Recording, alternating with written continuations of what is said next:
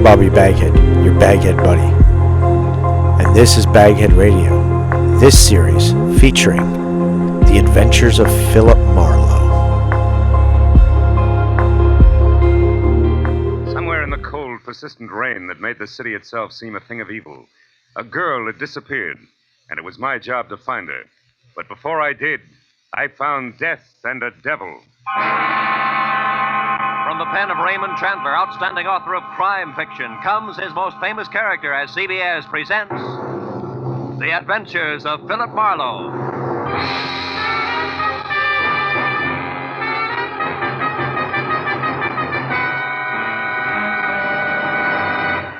And now, with Gerald Moore, starred as Philip Marlowe, we bring you tonight's exciting story, The Black Halo.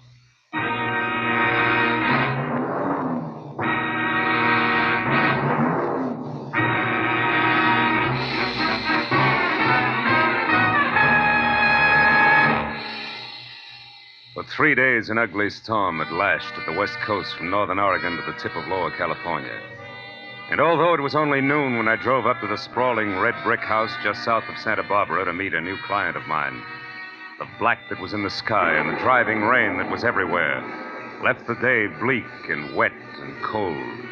Left it the kind of day that made you feel that logs blazing in a fireplace and a warm, dry robe were the only things that could matter to anyone. But when I got inside the house, Felix Drum, 350 uncomfortable pounds of executive in a wheelchair, who made his living importing perfumes, was very worried. And not about the weather outside. Marlowe, Julia Perry is gone. I want you to find her and bring her back. And the sooner you do that, the better. And the more I know, Mr. Drum, the easier it'll be. Exactly who is Julia Perry? My assistant. Very capable girl, who in the past 6 months has practically taken over my entire business. She handles most of the work from her cottage here on the grounds where she lives. Mm-hmm. She also has some little cubbyhole in Los Angeles where she keeps her files and some sample stock. Do you have the address of that cubbyhole? If I knew the answer to everything, I wouldn't have hired you. And anyway, it isn't important. Hand me that little bottle. This there, one? please. Yes. No, here. Thank you.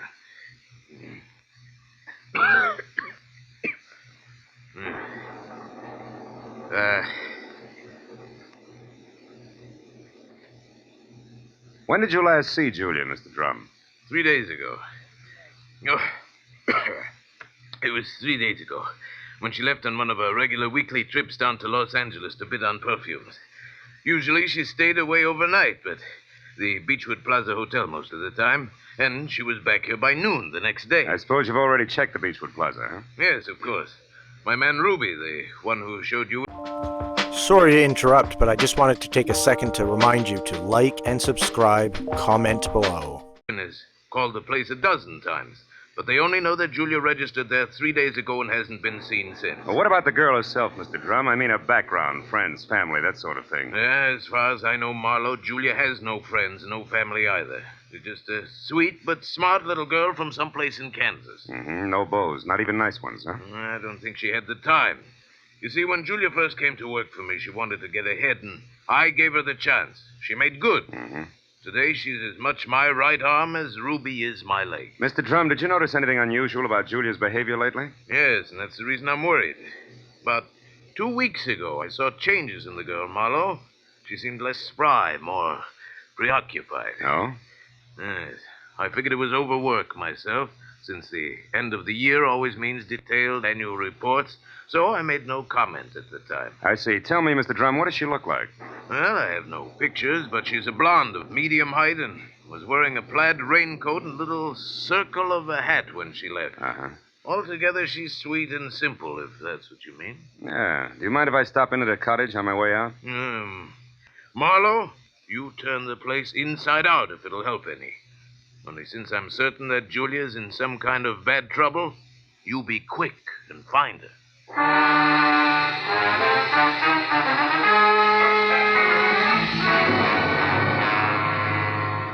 Julia Perry's cottage was strictly the 50-50 arrangement that Drum had mentioned, with one room office and the other living quarters.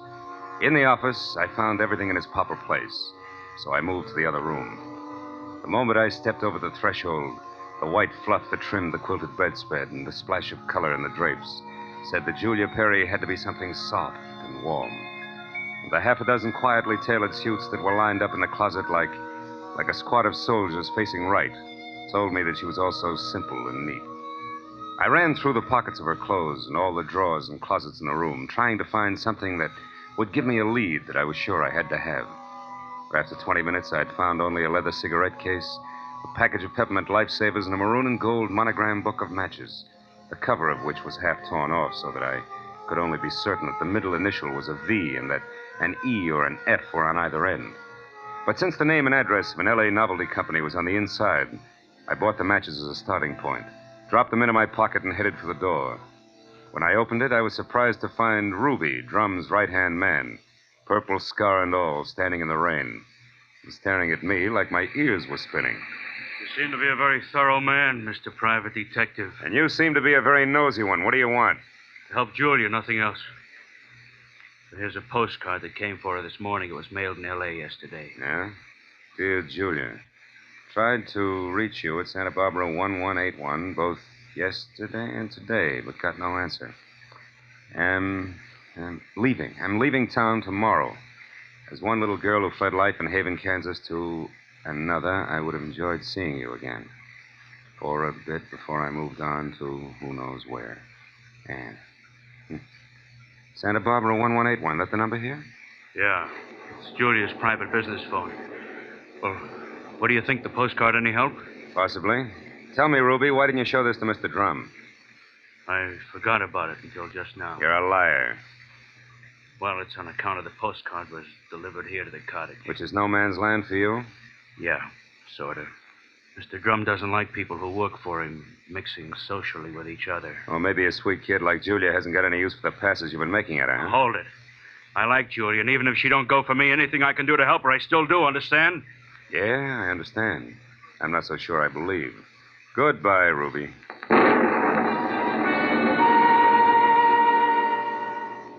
It was pushing 5 o'clock and still raining by the time I got back to L.A. and over to the novelty company. Once there, I presented the torn book of matches that I had found at Julia's cottage to a bald man with horizontal question marks for eyebrows, and who, at the crinkle of a $5 bill, tore himself away from his racing form long enough to check the files for a set of maroon and gold initials that had a V in the middle. And it was 6 o'clock before I had the answer, which was EVE. And they weren't initials, but the front name of Mrs. Eve Bentley, who lived in a villa at the swank Sunset Terrace Apartments. And according to the gentleman who said he knew his oats, was a very classy filly. An hour later, I was at Mrs. Bentley's front door, and while I made with the chimes and waited, I wondered just how much a guy who loves the ponies could know about women. But when the door opened, I had my answer. Yes? What is it? Mrs. Eve Bentley wasn't beautiful, but she was everything else, including a shimmering yard of gold hair piled high on her head and held in place by a knot of pearls that no Boy Scout ever tied. Her face was wide blue eyes and open red lips on a backdrop of soft, fair skin. She wore a black silk jersey dress that must have been sprayed on. She smiled when I said my name was Philip Marlowe and that I wanted to talk. Talk about what, Mr. Marlowe? Julia Perry, ever hear of her? No, I haven't.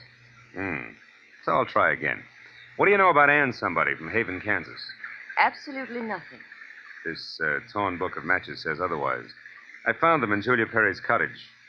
Julia Perry's missing. I'm a private detective who was hired to find her, and the matches turned out to be yours. Now, may I come in? Why, yes. Thanks. Now, Mrs. Bentley, maybe we ought to start all over. No, wait just a minute, Mr. Marlowe. I may be able to help you. Did this Julia Perry deal in perfumes? That's right. Now, how did you know that? Because I just remembered something.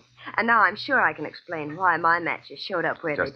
Just a minute. You know, whenever I'm talking to a beautiful woman, somebody's always creeping around in the kitchen.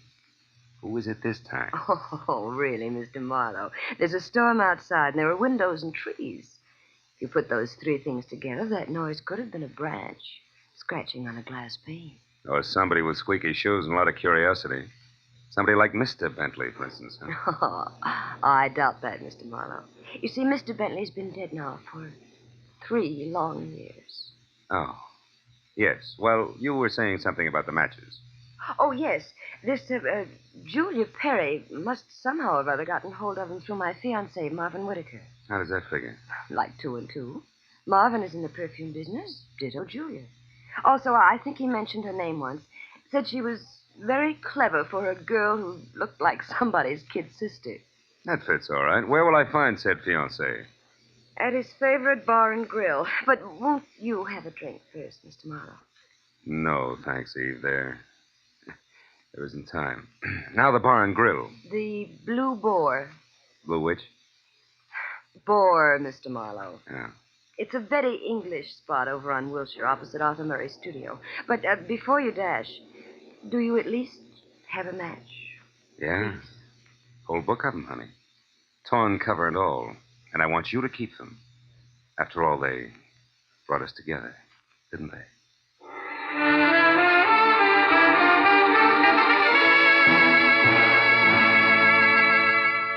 When I got outside, I postponed my run between the raindrops over to Wilshire Boulevard long enough to take a look behind the villa. And there, in a newly planted strip of clover lawn below Mrs. Bentley's kitchen window, I found something which was no surprise. 2 clear prints of a man's shoe. But from there on out, I got nothing more than a lot of rain down the back of my neck. So 10 minutes later, I dripped into my car and headed for the Blue Boar and Eve Bentley's gentleman friend.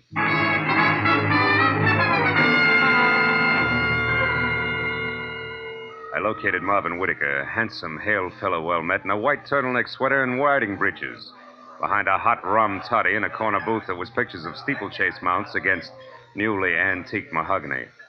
And when I told him that I was looking for Julia Perry, he flashed a lot of glistening teeth at me, insisted that I join him in a warming glass of spirits, and started to talk, gesturing all the time with a riding crop. Why, yes, old man, I know Julia Perry. In fact, almost did some business with her today. You mean you were supposed to meet Julia someplace? That's right. At 1881 Selma Avenue, to be precise. But she called me this morning and postponed the whole transaction indefinitely. Could you stop projecting long enough to tell me why? She didn't say.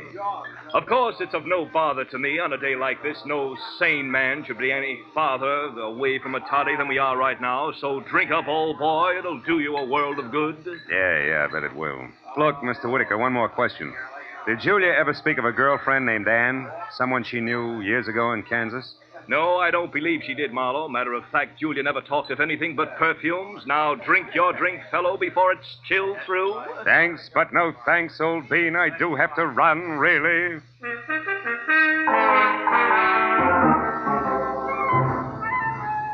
was a 20-minute drive to the address on Selma, and the rain had stopped by the time I got there.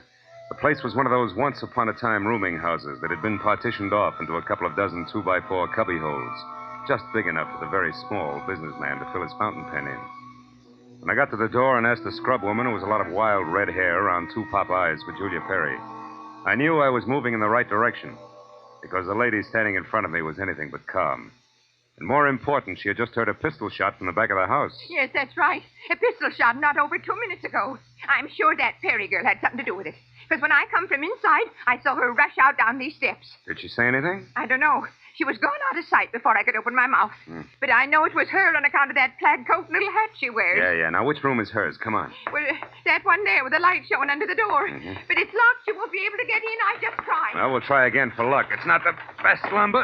Believe me. This is terrible. Nothing like this has ever happened to me before. It's a man. Yeah.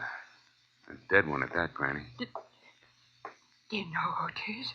Well, the mud and clover grass on the bottom of his shoes, I'd tag him as a guy who was looking in a lady's kitchen window about an hour ago. But from that purple scar on his chin, I can do even better than that. The name, Granny, is Ruby, a guy I thought was still in Santa Barbara.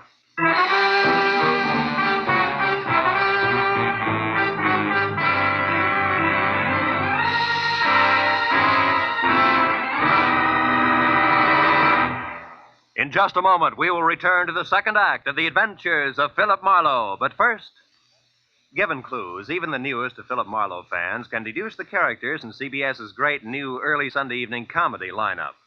The washboard leads you to the one and only Spike Jones.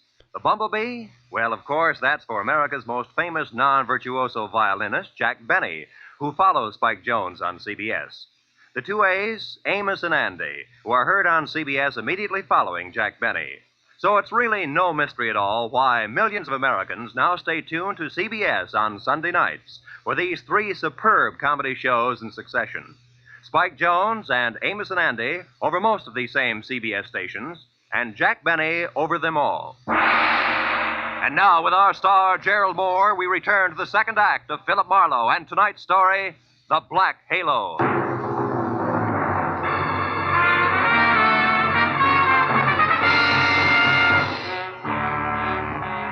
Ruby's body sprawled on the floor, and the girl in the plaid raincoat running away from it meant one thing. Julia Perry's trouble was important, like life, but more like death. A half sneer was congealed on Ruby's face, and his eyes, turned waxy, still held a look of mild surprise.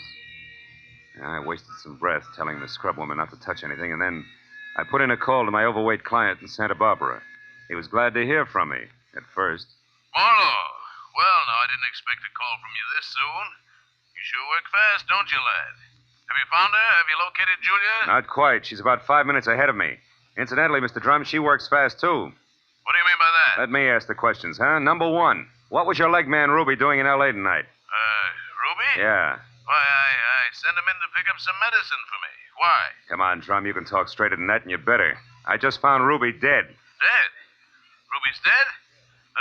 What happened to him, Marlowe? He was shot. So forget the gags and tell me why he was snooping around. All right. I didn't trust you. No. It's my policy to trust nobody until he proves himself.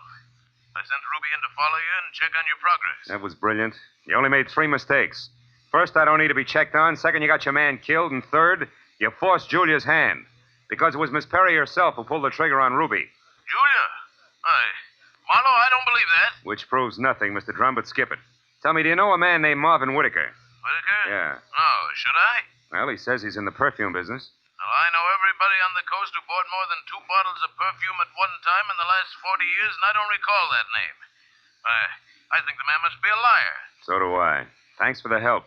And, Drum, if you've got any more expendable flunkies around, keep them out of my hair. I'll call you when I've got something.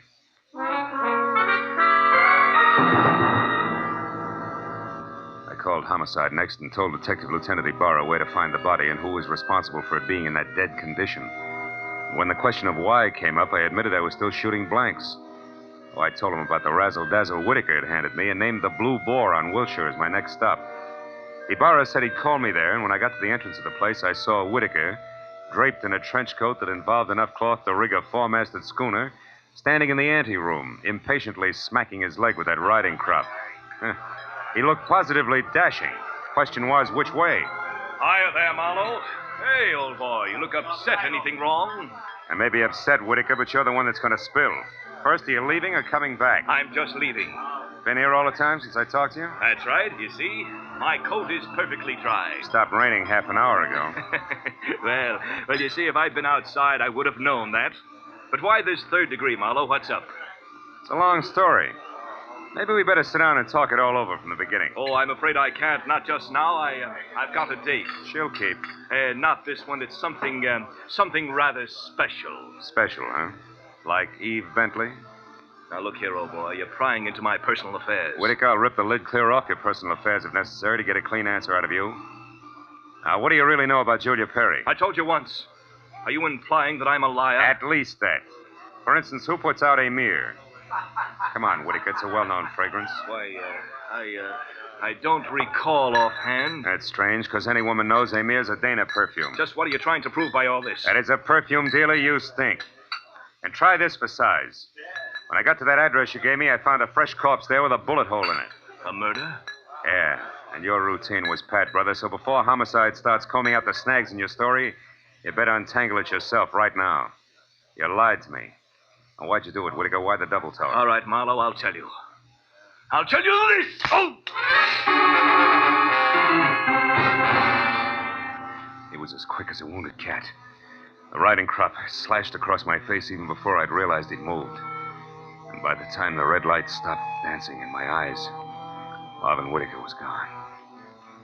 I turned as the head waiter walked up to me. He studied the hot red welt rising on my face for a moment and then murmured discreetly that if my name was Marlowe, I was wanted on the phone. It was Lieutenant Ibarra. Marlowe, you can stop beating the brush for Julia Perry. We found her. You did? Where is she, Ibarra? She's She's out in the alley here, behind the Beechwood Plaza Hotel, Marlowe. Exactly 8 floors down from the window of her room. She fell through the glass roof above the rear entrance. Oh. It's not pretty. Oh. She explained the whole thing, including that Ruby guy's murder, in a note we found in her room. I'll be right over, Ibarra. Okay, don't hurry.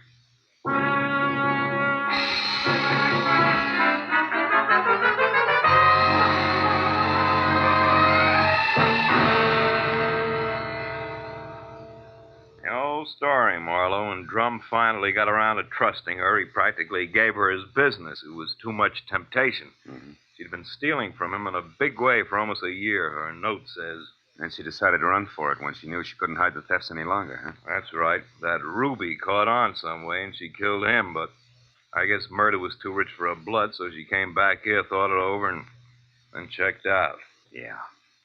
All she left behind was a little plaid raincoat and a purse over there.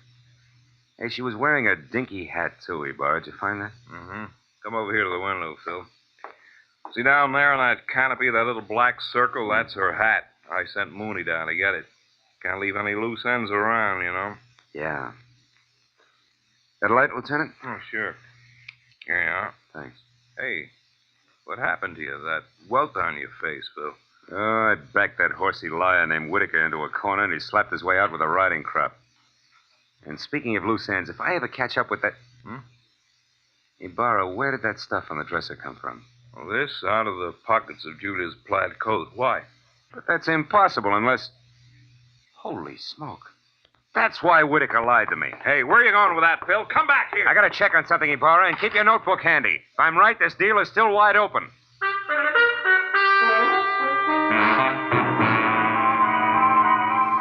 All the way from the suicide's room in the Beechwood Plaza out to the widow's villa in the Sunset Terrace, my mind juggled a jumble of facts, trying to beat them into a brand new pattern.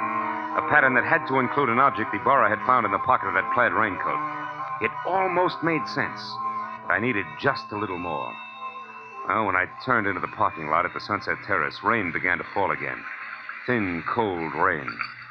I walked to Eve Bentley's door and pressed the bell. Just as I expected, it was Marvin Whitaker, unsmiling and nervous, who answered the door. I didn't give him a chance to think. I just swung hard.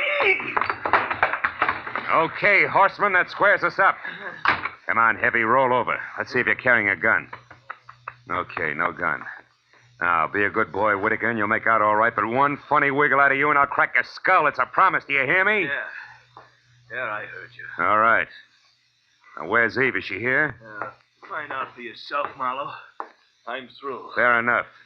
But just so I'm not talking through my head, I'll take a look in her closet first. She won't be in there, I guarantee. No, but her future may be. Now, let's see. It's got to be in here someplace.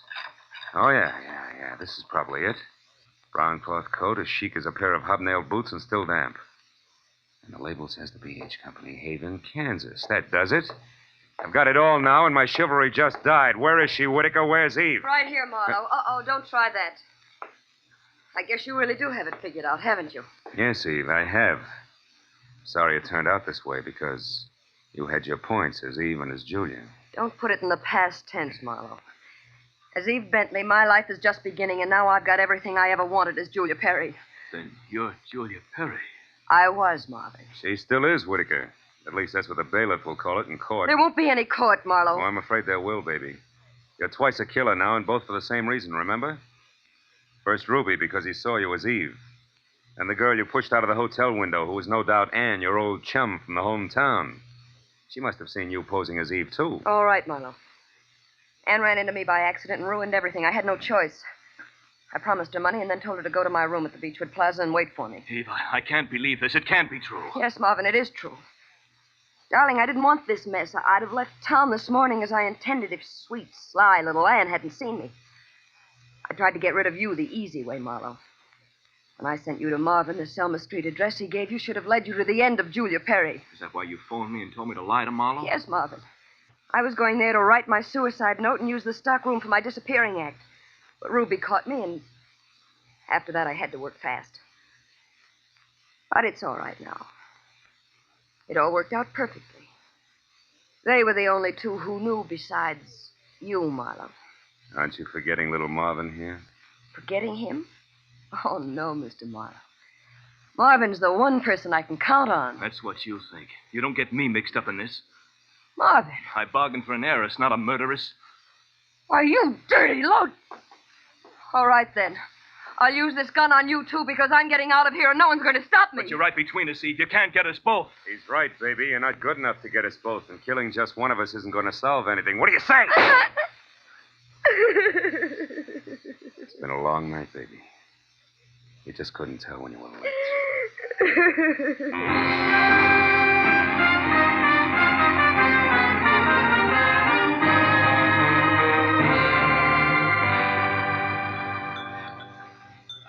You want any more of this coffee, Marlowe? No, it's sludge, Lieutenant. I wonder what Julia Perry uses for a heart. You know, she planned the thing for 6 months when she first set herself up as Eve Bentley. And it probably would have... Want to check now? Oh, yes. Probably would have worked if everything hadn't closed in on her. Yeah, her friend Ann from Kansas, Ruby the leg man. And you with that torn book of matches. Incidentally, that was pretty fast figuring up in the hotel room there, Marlowe. Oh, not so fast, Ibarra. I knew Eve had those matches because I left them with her.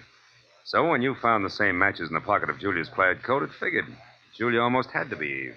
And that left Ann to furnish the body for the suicide. Yeah. You know, I wasn't so sure about that until I found the brown coat with the Haven, Kansas label in Eve's apartment. Yeah. Well, I'd better wait on back to the office, Phil. Look at that rain come down. Think it'll ever stop? I don't know. I doubt it. Oh, by the way, here, it's her hat. Mooney finally got it down off that hotel canopy. Maybe you'd like it for a souvenir. Yeah. The millinery people call it a halo hat. Good night, Marlowe.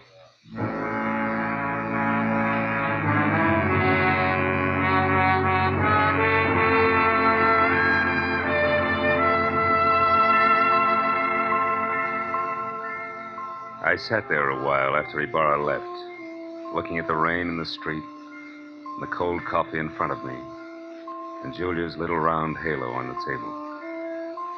And finally I got up and went outside. Dirty water scudded along the gutter and gurgled thickly into the sewer drain at the corner. For a minute I caught a glimpse again of the girl I'd figured Julia Perry to be when I went through her cottage in Santa Barbara. Yeah, that girl was an angel.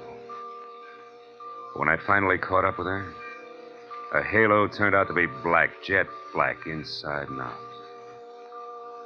I dropped the little hat into the gutter and watched it go as far as the drain at the corner. And then I went home.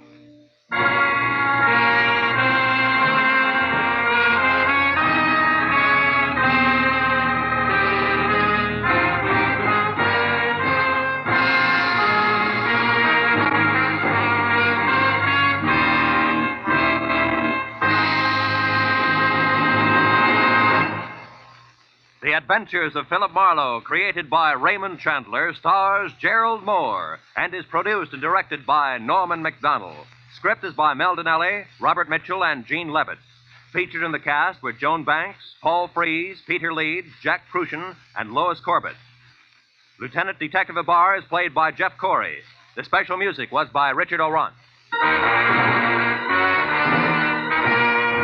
Be sure and be with us again next week when Philip Marlowe says... A startled corpse, a blue-eyed woman, and a cryptic message, scrawled by a dingy man with the pieces of a Chinese puzzle that wouldn't fit together, until I found out what was deadly about the orange dog.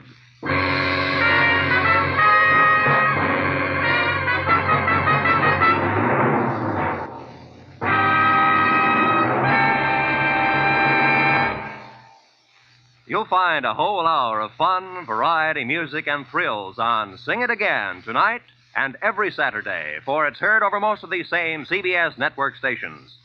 Now, stay tuned for Gangbusters, which follows immediately over most of these same stations.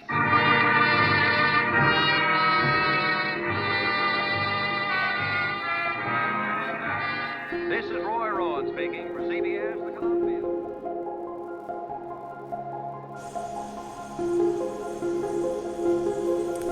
I'm your host, Bobby Baghead, your Baghead Buddy, and you've been watching BagHead Radio. Please click like and subscribe. Leave any comments you want below. Stay tuned for more.